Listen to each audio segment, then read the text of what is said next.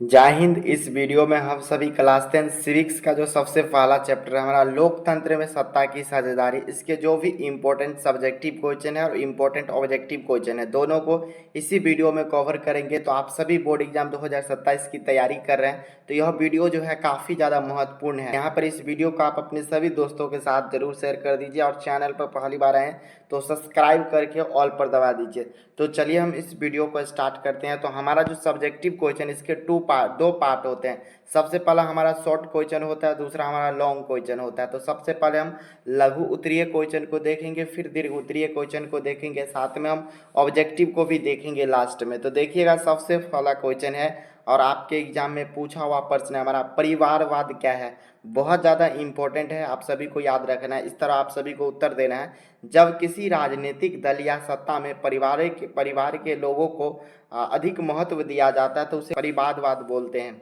यहाँ पर सिंपल भाषा में समझना है, कोई भी पॉलिटिकल पार्टी हो चाहे कोई भी सत्ता हो, यहाँ पर जब परिवार के जो भी लोग हो उसको सबसे ज़्यादा महत्व देता है, इसी को परिवार बोलते हैं। इन द सेंस आप सभी को ऐसा समझना है, मान लीजिए जो है किसी के जो है दादाजी वहाँ पॉलिटिक्स में जो है यहाँ पर कोई चीज़ है, फिर उसके जो है बेटा बने, फिर इस तरह जो है उनके पोते बने। तो इस तरह जो परिवारवाद जो चलते रहता है इसी को हम सभी जो है परिवारवाद बोलते हैं। तो यहाँ पर आप सभी जो है अच्छे से इस प्रश्न को समझ गए हैं और अपने मन से इसको उत्तर दे सकते हैं। दूसरा क्वेश्चन है, काफ़ी ज़्यादा महत्वपूर्ण प्रश्न है हमारा, बंधुआ मजदूर किसे कहते हैं। ये भी प्रश्न पूछा गया प्रश्न है। तो जो मजदूर कर्ज या मजबूरी के कारण बिना स्वतंत्रता के लंबे समय तक काम करता है उसे बंधुआ मजदूर बोलते हैं। तो यहाँ पर सिंपल भाषा में समझना है, कोई भी मजदूर है या किसी मजबूरी के कारण जो है अपने काम को जो है स्वतंत्र रूप से नहीं करते हैं, किसी के वहाँ जो है जाकर हर जो है सभी दिन फिक्स हो जाते हैं, सभी दिन काम करते हैं, लंबे समय तक काम करते हैं, उसमें जो मजदूर काम करते हैं उसी को बंधुआ मजदूर बोलते हैं। तो यहाँ पर आप सभी इस प्रश्न का जो है आंसर इस तरह आप सभी लिख सकते हैं। तीसरा क्वेश्चन हम सभी समझते हैं, सत्ता की साझेदारी का क्या अर्थ होता है। तो यहाँ पर इसका उत्तर लिखे हैं, जब सरकार की शक्ति अलग अलग संस्थाओं, समूह और लोगों के बीच बट जाती है तो इसे सत्ता की साझेदारी बोलते हैं। तो इसका अर्थ यही होता है, सत्ता की साझेदारी इसी को कहते हैं। तो यहाँ पर सिंपल भाषा में आप सभी को समझना है, कोई भी सरकार हो इसकी जो शक्तियाँ हैं अलग अलग संस्थाएं के पास चली जाती है, अलग अलग जो समूह होते हैं उनके पास बट जाती है, और जो भी लोग होते हैं लोगों के बीच जो है जो भी समुदाय के लोग आते हैं सभी में बट जाते हैं, इसी को सत्ता की साझेदारी बोलते हैं। अंग्रेजी में पावर शेयरिंग बोलते हैं। तो यहाँ पर आई होप आप सभी समझ चुके हैं सत्ता की साझेदारी का क्या अर्थ होता है। ये भी प्रश्न जो है आप सभी के बोर्ड एग्जाम में पूछो ये प्रश्न है। 4 नंबर क्वेश्चन हमारा काफ़ी ज़्यादा महत्वपूर्ण प्रश्न, याद रखिएगा, किन्हीं दो प्रावधानों का उल्लेख करें जो भारत को धर्मनिरपेक्ष बनाता है। तो यहाँ पर आप सभी को सिंपल लिख देना, उत्तर करके लिख देना है। यहाँ पर भारत में जो धर्मनिरपेक्ष दो प्रावधान जो है निम्नलिखित है, इस तरह आप सभी को लिखेंगे। सबसे पहला यहाँ पर आप सभी को लिख देना है, सभी धर्मों को समान अधिकार दिया जाता है। यहाँ के जो भी धर्म है सभी को जो है समान अधिकार मिलता है, चाहे कोई भी समुदाय के लोग आते हैं। दूसरा बात याद रखना है, सरकार किसी एक धर्म को अपना धर्म नहीं मानती है। दूसरा जो हमें यहाँ पर प्रावधान को देखना है, धर्मनिरपेक्ष में देखना है। दूसरा जो यहाँ पर पॉइंट है हमारा, सरकार जो है किसी एक धर्म को लेकर जो है पॉलिटिक्स नहीं किया जाता है। नेक्स्ट 5 नंबर क्वेश्चन है हमारा, सांप्रदायिकता का क्या अर्थ होता है। बहुत ज़्यादा इंपॉर्टेंट प्रश्न है और ये प्रश्न भी पूछा हुआ प्रश्न है। तो देखेंगे, जब लोग अपने धर्म को दूसरे से श्रेष्ठ मानकर दूसरे धर्म के खिलाफ भेदभाव करते हैं उसे सांप्रदायिकता कहते हैं। सिंपल भाषा में आप सभी को याद रखना है, कोई धर्म जो है अपने धर्म से श्रेष्ठ मानकर, यानी जो है समझते हैं ऐसे, कोई भी धर्म है क्या समझते हैं, मेरे धर्म से उसका धर्म जो है क्या है बेस्ट है, उसके प्रति जो है खिलाफ करते हैं, भेदभाव करते हैं, इसी को हम सभी जो है सांप्रदायिकता के नाम से जानते हैं। तो आप सभी जो है इसका उत्तर इस प्रकार लिख सकते हैं। चलिए 6 नंबर क्वेश्चन यहाँ पर समझते हैं, बहुत ज़्यादा इंपॉर्टेंट ये भी हमारा क्वेश्चन है, सांप्रदायिक सद्भाव को प्रोत्साहित करने के लिए क्या आप करेंगे। तो यहाँ पर इसका उत्तर लिखिए। सबसे पहले जो है सभी धर्मों को सम्मान करेंगे।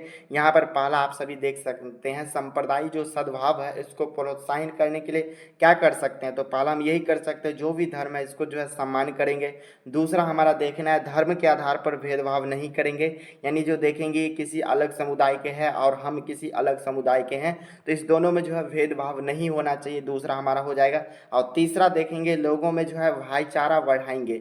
और तीसरा काम आप सभी क्या कर सकते हैं संप्रदाय को हटाने के लिए, तो जो भी चाहे कोई भी समुदाय के लोग होते हैं सभी में जो है भाईचारे की तरह रहना है। तो तीसरा हमारा इस तरह आप सभी लिख सकते हैं। 7 नंबर क्वेश्चन देखेंगे, काफ़ी ज़्यादा महत्वपूर्ण प्रश्न ये भी हमारा, धर्मनिरपेक्ष राज्य का क्या अर्थ होता है। तो यहाँ पर सिंपल भाषा में समझिए, जिस राज्य में सभी धर्मों को सम्मान और स्वतंत्रता मिलती है उसे धर्मनिरपेक्ष राज्य कहते हैं। सिंपल याद रखिए, जो भी धर्म है इसको जो है समान मात्रा में जो स्वतंत्रता मिले और उसको जो है सम्मान मिले, तो इसी को हम सभी क्या बोलेंगे, तो धर्मनिरपेक्ष राज्य कहते हैं। तो इस तरह आप सभी को इसका उत्तर लिख देना है। 8 नंबर क्वेश्चन देखेंगे, ये भी प्रश्न इंपॉर्टेंट है हमारा, लैंगिक विभेद या लैंगिक असमानता क्या होती है। तो देखेंगे स्त्री और पुरुष के बीच अधिकारों, अवसर और व्यवहार में अंतर को लैंगिक असमानता कहते हैं। सिंपल देखेंगे, बहुत ही आसान परिभाषा है, कि मेल हो गया चाहे फीमेल हो गया, इसके बीच देखेंगे जो भी अधिकार है, चाहे जो भी अपॉर्चुनिटी है यानी अवसर है, और इसके साथ जो भी व्यवहार है, सब अंतर को ही हम सभी जो है लैंगिक असमानता कहते हैं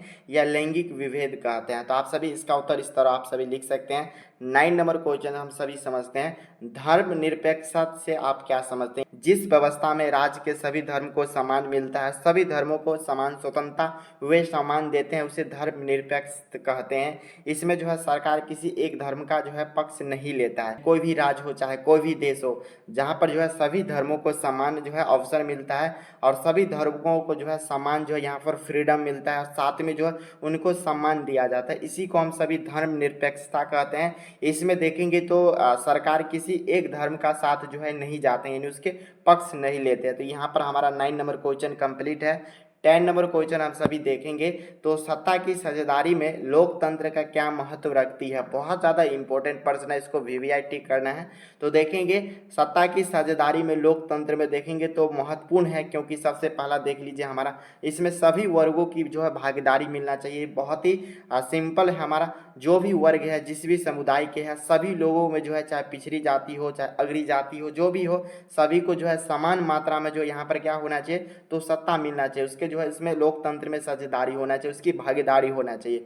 दूसरा देखेंगे संघर्ष और विवाद कम हो। दूसरा यहाँ पर क्या होना चाहिए, लोकतंत्र में सत्ता की साझेदारी में जो भी संघर्ष हो, जिसमें जो भी विवाद होते रहते इसको कम करे। और तीसरा देखेंगे लोकतंत्र इससे मजबूत होता है। तो यहाँ पर ये सभी करने से हमारा क्या होगा, तो सत्ता की अगर पावर शेयरिंग होता है तो ये सभी बात यहाँ पर बहुत ज़्यादा महत्वपूर्ण रखता है, इससे लोकतंत्र भी हमारा मजबूत होता है। यहाँ पर इस तरह आप सभी को 3 पॉइंट को लिखना है। चलिए नेक्स्ट क्वेश्चन है हमारा 11 नंबर क्वेश्चन है हमारा, सामाजिक विभाजन से आपका क्या अभिप्राय है। तो लिखेंगे उत्तर में, जब समाज धर्म, जाति, भाषा, क्षेत्र या अन्य आधारों पर अलग अलग समूह में बंट जाता है उसे सामाजिक विभाजन बोलते हैं, यानी सोशल डिवीजन बोलते हैं। इस तरह आप सभी को समझना है। देखेंगे जब कोई भी समाज हो, अगर जाति के आधार पर बंट रहे, चाहे धर्म रिलीजन के आधार पर बंट रहे, चाहे लैंग्वेज बोल सकते हैं भाषाई आधार पर बंट रहा है, चाहे क्षेत्रफल के आधार पर या अन्य कोई और भी आधार हो सकता है, अलग अलग समूह में बंट जाना ही इसी को सामाजिक विभाजन कहते हैं।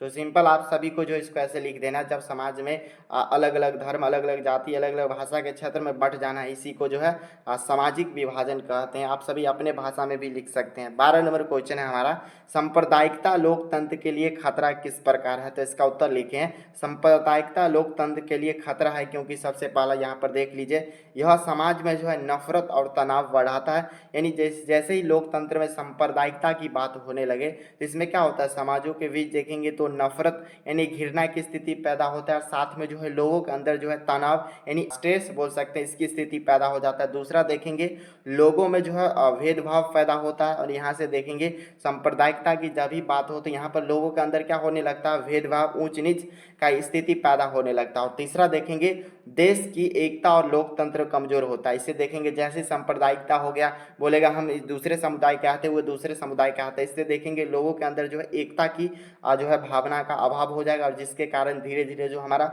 लोकतंत्र जो है ये कमजोर भी होते जाएगा। तो ये सभी हमारा सांप्रदायिकता लोकतंत्र के कारण है। तो यहाँ तक हमारा जो 12 जो सब्जेक्टिव यानी जो है हमारा शॉर्ट क्वेश्चन है, लघु उत्तरीय प्रश्न था, जो कि बहुत ज़्यादा महत्वपूर्ण था, आप सभी समझ चुके हैं।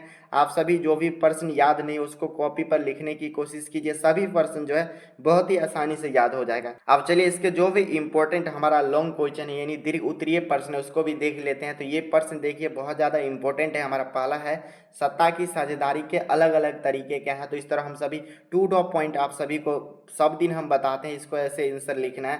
तो सत्ता की साझेदारी के मुख्य तरीका है हमारा इस प्रकार लिख देंगे।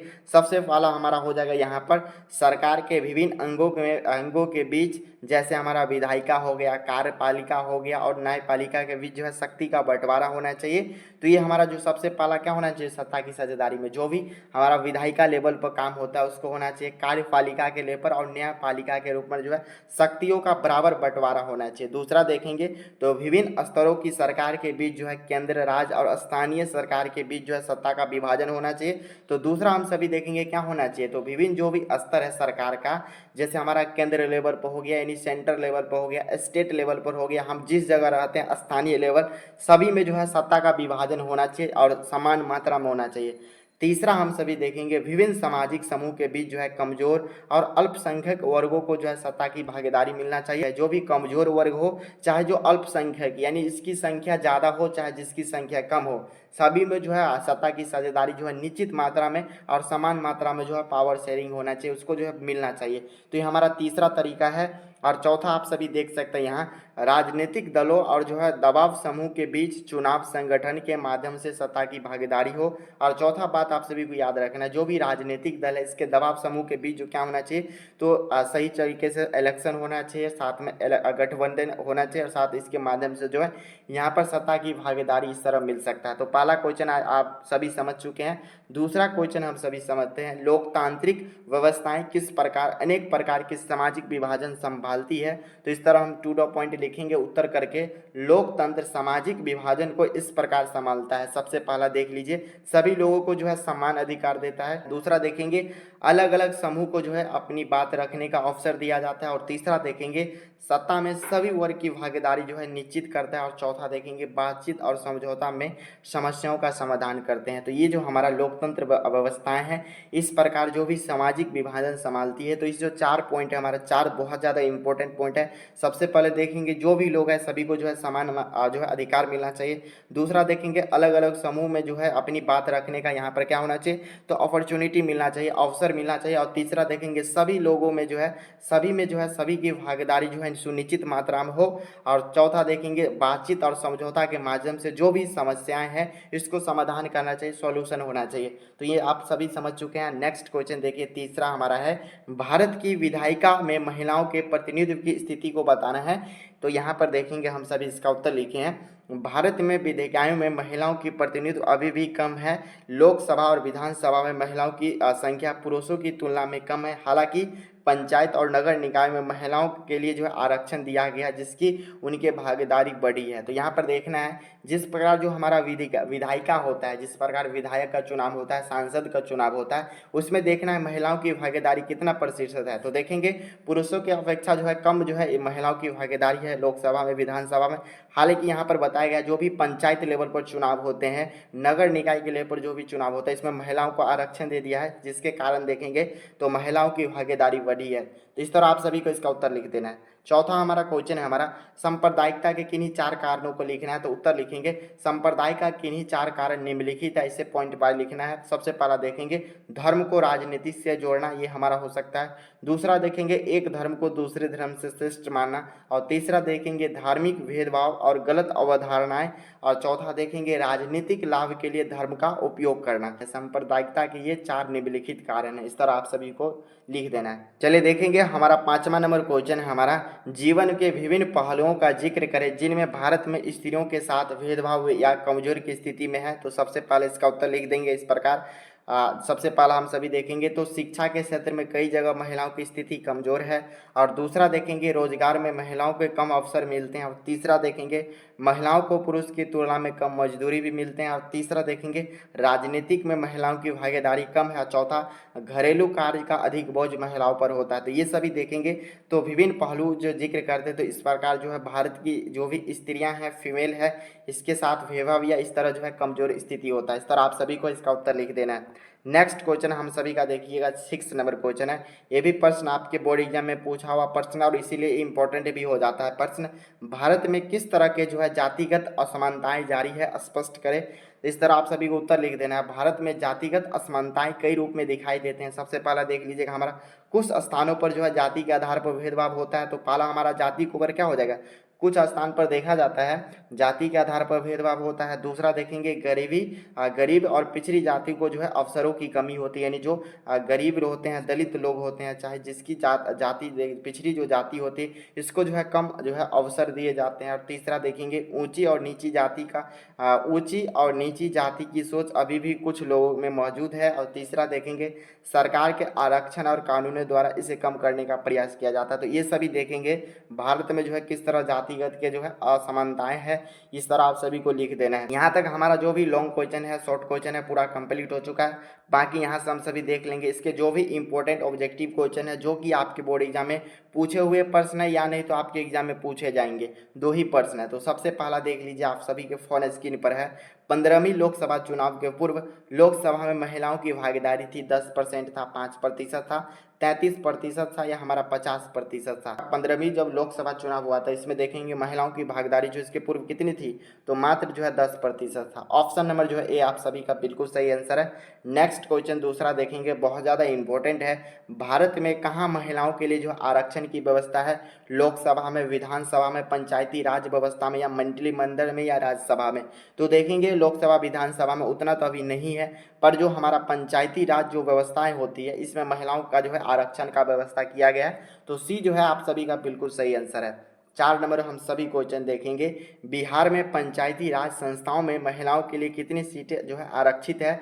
देख सकते हैं 2016 में प्रश्न पूछा गया, 50% है, 25% है, 33% है या इनमें से कोई नहीं। तो यहाँ पर आप सभी जानते होंगे हमारा जो पंचायती राज संस्थाएं हैं, इसमें जो है 50% जो सीट है सिर्फ महिलाओं के लिए आरक्षित कर दिया गया है। तो ऑप्शन नंबर जो है ए आप सभी का बिल्कुल सही आंसर है। नेक्स्ट 4 नंबर क्वेश्चन हम सभी देखेंगे, सांप्रदायिकता राजनीति किस धारण पर आधारित है, 2028 में पूछा हुआ प्रश्न है। तो सबसे पहला देखिए, एक धर्म दूसरे धर्म से श्रेष्ठ है। दूसरा देखिएगा, विभिन्न धर्मों के लोग समान नागरिक के रूप में खुशी खुशी साथ रहते हैं। तीसरा, एक धर्म का अनुयायी एक समुदाय बनाते हैं। चौथा देखेंगे डी, यानी एक धार्मिक समूह की प्रमुखता अन्य सभी धर्मों पर कायम रखने में शासन की शक्ति का प्रयोग नहीं किया जाता है। तो देख लीजिएगा हमारा जो है 4 का क्या होगा, आप सभी कमेंट बॉक्स में लिख सकते हैं। तो देखेंगे सांप्रदायिक राजनीति जो है किस धारा पर आधारित होती है, तो एक धर्म दूसरे धर्म से श्रेष्ठ है, ये हो जाएगा। ऑप्शन जो है ए आप लोग का सही आंसर है। नेक्स्ट क्वेश्चन 5 नंबर क्वेश्चन, अब बहुत ज्यादा इंपॉर्टेंट प्रश्न 2013, 2017, 2018 में पूछा हुआ प्रश्न है। निम्नलिखित व्यक्तियों में कौन लोकतंत्र में रंग भेद के विरोधी नहीं थे। ऑप्शन ए देखेंगे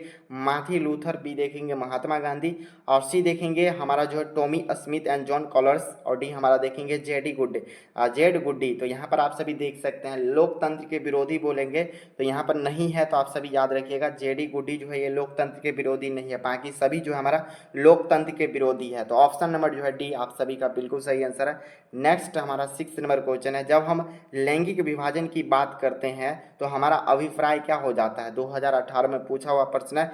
स्त्री और पुरुषों के बीच जो है जैविक अंतर है। दूसरा देखेंगे समाज द्वारा स्त्री और पुरुषों में दी गई असमान भूमिकाएं हैं। तीसरा बालक और बालिकाओं की संख्या का अनुपात, और चौथा देखेंगे लोकतांत्रिक व्यवस्थाओं में महिलाओं में मतदान का अधिकार ना मिलना। तो यहाँ पर आप सभी देख सकते हैं हमारा तो क्या हो जाएगा, जब हम लैंगिक विभाजन की बात करते हैं तो हमारा अभिप्राय हो जाता है समाज द्वारा स्त्रियों और पुरुषों में दी गई असमान भूमिकाएं। बी जो है हमारा बिल्कुल यहाँ पर सही आंसर है। नेक्स्ट क्वेश्चन हम सभी 7 नंबर क्वेश्चन देखेंगे, बहुत ज़्यादा इंपॉर्टेंट है, ये भी हमारा 2018 में पूछा गया प्रश्न है। तो भारतीय संविधान के बारे में इनमें से कौन सा कथन सही है। तो देखेंगे हमारा एक धर्म के आधार पर भेदभाव की जो है मनाही करता है। दूसरा, यह धर्म में राजकीय धर्म बनाता है। ऑप्शन नंबर जो है हमारा सी, लोगों में कोई भी धर्म मानने की आज़ादी नहीं है। चौथा यानी डी देखेंगे तो महिलाओं में मतदान का अधिकार का अभाव है। तो यहाँ पर आप सभी जानते हैं एक धर्म के आधार पर भेदभाव की मनाही करता है। हमारा भारतीय संविधान में जो है यही कथन बिल्कुल सही है। ऑप्शन नंबर जो है ए आप सभी का बिल्कुल सही आंसर है। देख सकते हैं 2018 में जो है कितना भारी भारी प्रश्न पूछा गया। नेक्स्ट क्वेश्चन है हमारा 8 नंबर क्वेश्चन है हमारा, अंतर्राष्ट्रीय महिला दिवस किस तिथि को मनाया जाता है? आप सभी को पता होगा 7 मार्च, 8 मार्च, 9 मार्च या 10 मार्च। तो आप सभी को पता होगा हमारा जो अंतर्राष्ट्रीय महिला दिवस मनाया जाता है 8 मार्च को मनाया जाता है। ऑप्शन नंबर जो है बी आप सभी का बिल्कुल सही आंसर है। नेक्स्ट क्वेश्चन हमारा 9 नंबर क्वेश्चन है, सांप्रदायिकता राजनीतिक आधारित होती है? तो ऑप्शन हम देखेंगे धर्म पर, बी जाति पर, सी क्षेत्र पर और डी इनमें से कोई नहीं। तो सांप्रदायिकता ये हमारा धर्म का आधारित होता है। ऑप्शन ए जो है बिल्कुल सही आंसर है। 10 नंबर क्वेश्चन देखेंगे, 16वीं जो लोकसभा में महिलाओं की सदस्यों की संख्या कितनी थी? 61 था, हमारा 63 था, 65 था या 67 था? हमारा जो 16वीं लोकसभा हुआ था उसमें महिलाओं की भागीदारी पूछा जाएगा कितना था? तो याद रखना आप सभी को 61 था, यानी ऑप्शन नंबर जो है ए बिल्कुल सही आंसर है लोकसभा में। नेक्स्ट क्वेश्चन हमारा 11 नंबर क्वेश्चन है हमारा, अंतर्राष्ट्रीय महिला दिवस की घोषणा किस संस्था ने की थी? तो अंतर्राष्ट्रीय महिला आयोग, संयुक्त राज्य संघ, यूरोपीय संघ या आसियान? तो आप सभी याद रखिएगा ये प्रश्न जो है इंपॉर्टेंट है हमारा। तो अंतर्राष्ट्रीय महिला दिवस की जो घोषणा किया था संयुक्त राज्य संघ के द्वारा किया गया था। बी जो है हमारा बिल्कुल सही आंसर है। नेक्स्ट क्वेश्चन है हमारा 12 नंबर क्वेश्चन है हमारा, निम्नलिखित में किस समुदाय में जो है ब्रुसेल्स में बहुमत का गठन हुआ था? ऑप्शन ए देखिएगा फ्रेंच भाषाई हो जाएगा, डच भाषाई हो जाएगा, जर्मनी भाषाई हो जाएगा और डी देखिएगा तो डेनिश भाषाई का हो जाएगा। तो ऑप्शन ए जो हमारा बिल्कुल सही आंसर हो जाएगा। नेक्स्ट क्वेश्चन हमारा 13 नंबर क्वेश्चन है, राष्ट्रवादियों और यूके के सरकार के बीच कब समझौता हुआ था? 1952, 1955, 1958, 1999?